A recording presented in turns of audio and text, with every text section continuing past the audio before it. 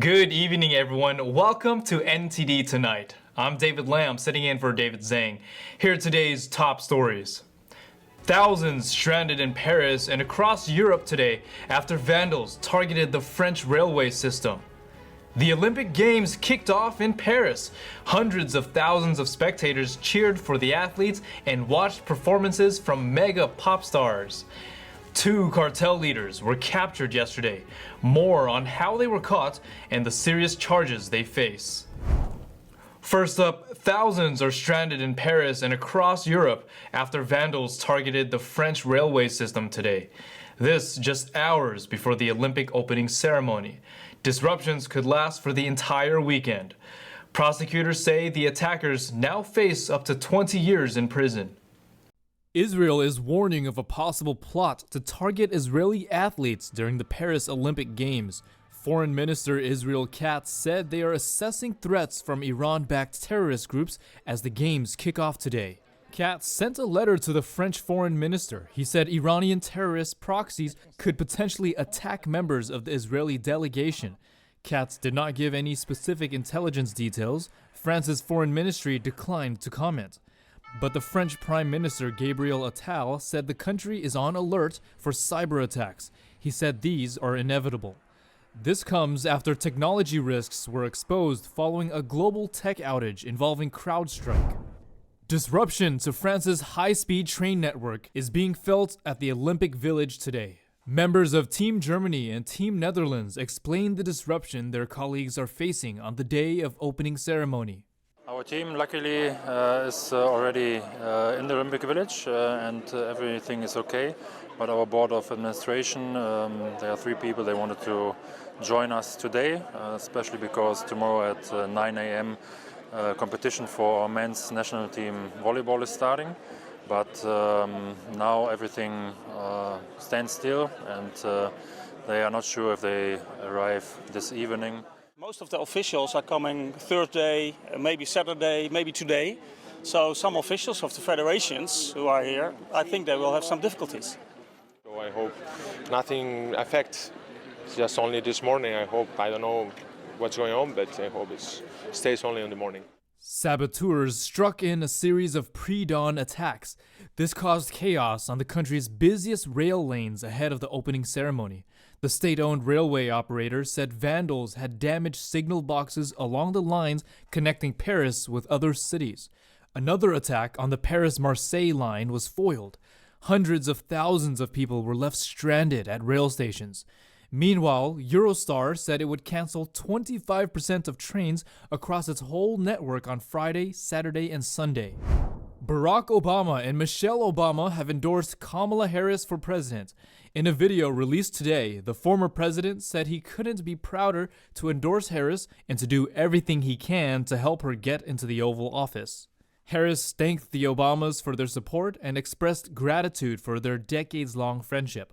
Obama did not immediately endorse Harris after President Biden announced he was dropping out of the race. A source says the former 2-term president believed it was important for the Democratic Party to have a legitimate process for delegates to select a new nominee. Democrats have been moving quickly to nominate Harris. The party adopted new rules this week to choose their presidential nominee by virtual roll call. Voting to officially nominate Harris is likely to begin on August 1st. Israeli Prime Minister Benjamin Netanyahu visited former President Donald Trump today. The meeting took place at Trump's Florida resort. Just last night, Trump said this in an interview with Fox News. You got to get it done quickly because they are getting decimated with this publicity. And, you know, Israel is not very good at public relations, I'll tell you that. Israel, for whatever reason, you have Jewish people out there wearing yarmulkes and they're, you know, pro-Palestine. Netanyahu's meeting with Trump comes a day after meetings in Washington with Democratic President Joe Biden and Vice President Kamala Harris. The longtime Israeli leader rearranged the travel schedule for his U.S. visit to go to Florida for a session with Trump. During his Wednesday speech to Congress, Netanyahu praised Trump's decision to move the U.S. embassy from Tel Aviv to Jerusalem while president. He also cited the Abraham Accords, signed during the Trump years. The agreements normalized bilateral relations between Israel and both Bahrain and the United Arab Emirates. Spectators aren't letting bad weather stop them from watching a once-in-a-lifetime Olympic opening ceremony. Hundreds of thousands are gathered along Paris's Seine River to cheer on the procession of athletes and watch performances from mega pop stars. NTD's Fiona G has more. The Olympic opening ceremony is well underway in the City of Lights. Today marks the final day of the Olympic torch relay, which started over 3 months ago. In the final leg of its journey, the torch was carried by a host of well-known public figures, from the International Olympic Committee President Thomas Bach and former Secretary General of the United Nations Ban Ki-moon, to rapper Snoop Dogg and singer Pharrell Williams. The torch will light the Olympic cauldron tonight, marking the official beginning of the 2024 Paris Summer Olympic Games. Just hours before the start of the opening ceremony, world leaders arrived at the Élysée Presidential Palace. French President Emmanuel Macron welcomed U.S. First Lady Jill Biden, King Felipe of Spain, United Nations Secretary General Antonio Guterres, and British Prime Minister Keir Starmer, among others. Nearly 7,000 athletes will sail 3.5 miles along the Seine River. Celine Dion is rumored to be performing tonight. It is raining in Paris and storms are predicted later tonight, but spectators aren't fazed. Well, if you live in Paris, you're always ready for rain. And I brought 2 things, umbrella and raincoat and hope. Doesn't really matter. This is a once-in-a-lifetime thing, so I'm ready. Rain, snow, sleet. We're going to be there. We're going to be supporting our countries. I don't think rain is going to stop anybody. Terrible weather is not going to stop anyone. We're just excited to be here. That's what I think. So I'll be there. Up to 3 billion people are expected to tune in for the opening ceremony. More than 10,500 athletes will compete at the Olympics, 100 years since Paris last staged the Games. This year, the Olympics will run until August 11th. Fiona G, NTD News. More details on the railway transport in France. A series of attacks on the country's busiest rail lines. The attacks of vandalism heightened security concerns just hours before the opening ceremony. NTD's international correspondent David Vivez has a story. 800,000 train commuters are blocked today in France and neighboring countries, according to French State Railway Company. This follows a coordinated sabotage of railways during the night in the country. Many stations are seeing crowds of people waiting with anxiety. Signal boxes have been vandalized along the lines connecting Paris with cities such as Lille in the north, Bordeaux in the west and Strasbourg in the east. The state-owned railway operator calls the vandalism a massive attack attempting to block all high-speed lines. I think that there was a real intention to harm and cause serious harm, since the place also where these fires were caused corresponds to bifurcations. France's railway company has called for passengers who can postpone their travel to do so. Repairs will occur until the end of the week, significantly disturbing all travels. Travelers who have booked tickets to see the Olympic ceremony this Friday are left to worry. Oh, totally nervous about missing it. Nervous about missing it, yes. Yeah, because it's something that we've planned and we're looking forward to, and it's almost like a once in a lifetime because you don't get to go to that all the time, so we're hoping we make it. France's Prime Minister said an investigation has just begun and that the perpetrators knew exactly where to strike. David Vives, NTD News, Paris. 2 cartel leaders were captured yesterday. Mexican drug lord Ismael El Mayo Zambada and the son of his former partner, Joaquin El Chapo Guzman, were arrested in El Paso, Texas. Mexico said they did not participate in the operation. NTD's Daniel Monahan tells us how they were taken into custody and the serious charges they face. Zambada and Joaquin Guzman Lopez, the son of El Chapo, face multiple charges for heading the cartel's criminal operations, including its deadly fentanyl manufacturing and trafficking networks. 2 law enforcement officers told CNN that the sting operation to catch Zambada duped the alleged drug lord into flying to the U.S. under false pretenses. The news network says Zambada and Guzman Lopez boarded a plane purportedly en route to inspect a property in Mexico, adding that at least one of the men was unaware they were headed to the U.S. FBI agents reportedly arrested the 2 alleged drug kingpins after they landed in El Paso.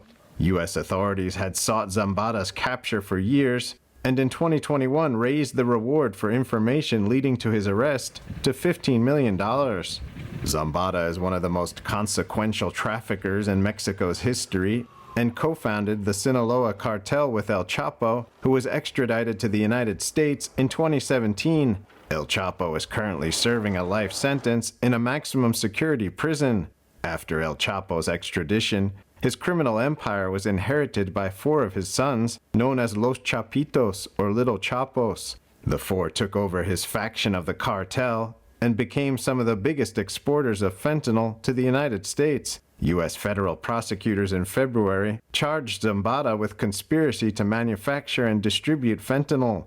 The DEA says the deadly substance is the leading cause of death for Americans between the ages of 18 and 45. Attorney General Merrick Garland issued a statement saying the Justice Department will not rest until every single cartel leader, member, and associate responsible for poisoning American communities is held accountable. Daniel Monahan, NTD News. We'll take a short break now, everybody, but here's a look at what we have for you when we come right back. California's governor co-hosts a weekly podcast with 2 figures from the NFL industry. Find out what the trio's podcast is about. A California fire triples in size overnight after a man allegedly pushed a burned car in a gully. Officers rescue a young distressed eagle from a scorching Arizona road. Those stories and more coming up on NTD Tonight.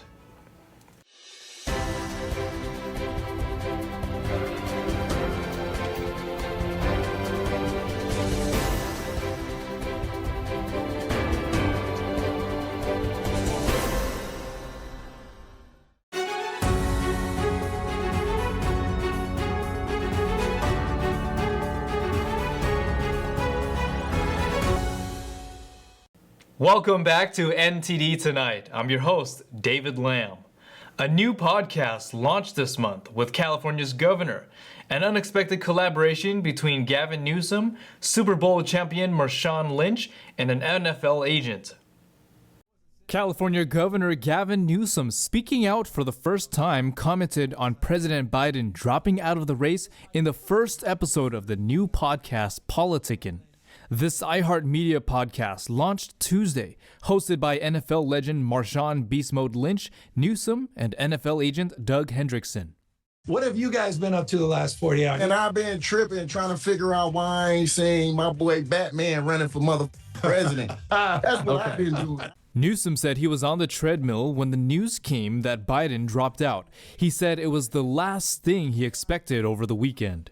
Did President Biden call you? I get all these text messages from the White House saying the president's trying to get in touch with you, but I didn't even see them. The script is flipped, just like that. How do this script play out now? I politic like we doing right now. Lynch said the podcast is a roundtable to bridge gaps and talk about anything. He asked Newsom about Kamala Harris running for president.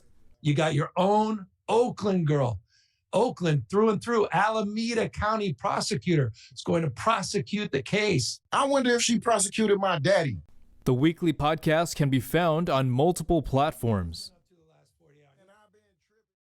A $20,000 reward is being offered for information leading up to the arrest of the person who brutally assaulted and ran over a Marine who died in Bellflower, California earlier this year.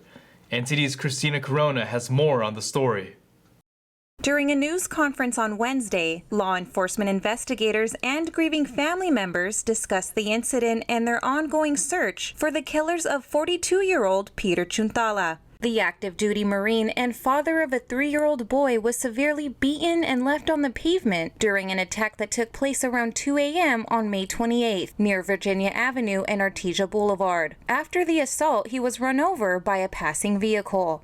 Upon arrival, deputies observed Mr. Peter Chuntala lying in the street, suffering from trauma to the upper torso.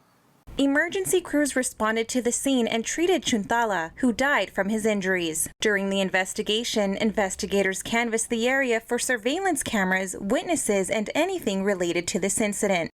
They learned Mr. Chuntala was assaulted by at least 2 males.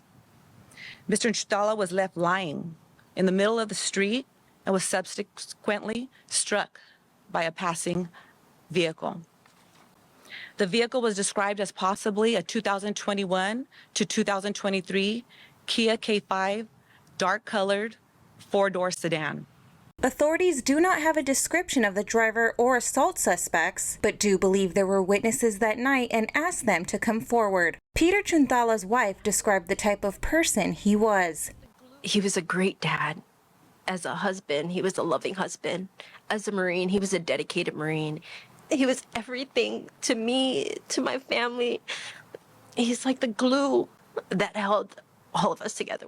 The LA County Board of Supervisors has authorized a $20,000 reward for information leading to the arrest and conviction of the suspects. Anyone with information is urged to contact the Los Angeles Sheriff's Department. Christina Corona, NTD News.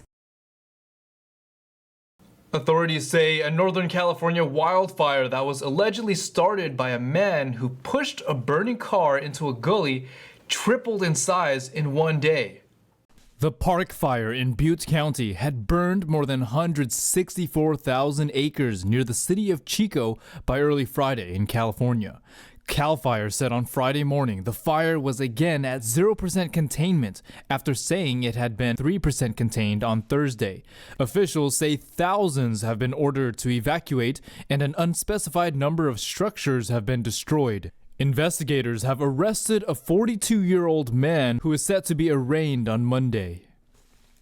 The search for a 70-year-old hiker in the Sierra Nevada wilderness had a happy turn of events when he was found alive after 5 days. NTD's Christina Corona has more details on the rescue.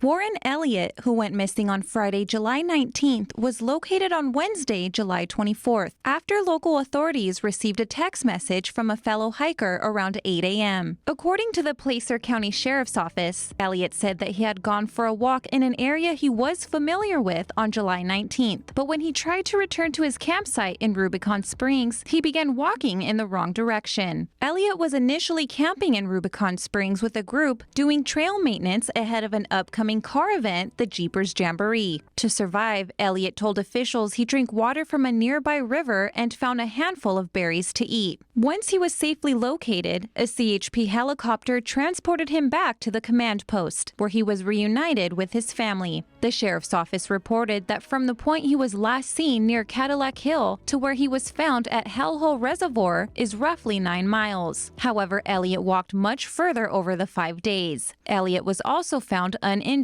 Elliott's disappearance triggered a massive manhunt involving up to 100 rescuers per day, Black Hawk helicopters, drones, dog teams, and ATVs. Christina Corona, NTD News. A record-breaking number of California Condor chicks hatched this year in Los Angeles. A breeding program aims to increase the population of the species. The Los Angeles Zoo announced on July 25th that a record-breaking 17 chicks hatched during its 2024 California Condor breeding season. In a news release, the zoo said the final chick of the season hatched in June. All of the chicks will be candidates for release into the wild as part of the California Condor Recovery Program. The LA Zoo has housed California condors since 1967. In 2017, a breeding program was launched using a new technique where staff used a surrogate mentor condor to raise 2 chicks at a time. In 2024, the program was modified to allow 3 chicks to be placed with a female condor. The previous record of 15 California condor chicks hatched at the LA Zoo was set in 1997. As of December 2023, there are 561 California condors in the world, of which 344 are living in the wild. Another story on birds.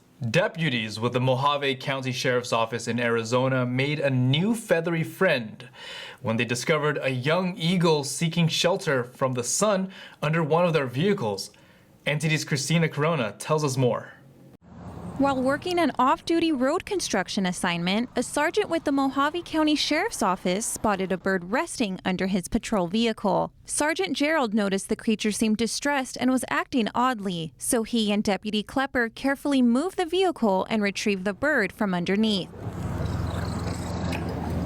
They then placed it gently in the back seat to help it cool off. The Arizona Raptor Center came to pick up the bird. Center officials identified it as a young eagle that had been separated from its parents. The Mojave County Sheriff's Office estimated that the eagle probably wouldn't have survived if not for Sergeant Gerald's actions. During the week of the incident, a heat wave swept across the western U.S., prompting excessive heat warnings in states like Arizona. Temperatures in the Grand Canyon state were so high that even at night, lows stayed in the high 80s and 90s. Christina Corona, NTD News. Stay tuned for China in Focus with Tiffany Meyer coming up next. 2 Chinese foreign agents plead guilty in a U.S. district court. That's for bribing a U.S. tax official to aid a transnational suppression campaign launched by China. More on China in Focus with Tiffany Meyer at 9:30 p.m. Eastern. That's all we've got for you tonight. We'd like you to join us again on NTD Tonight every weekday at 9 p.m. I'm David Lamb, and that's our program. Have a wonderful weekend.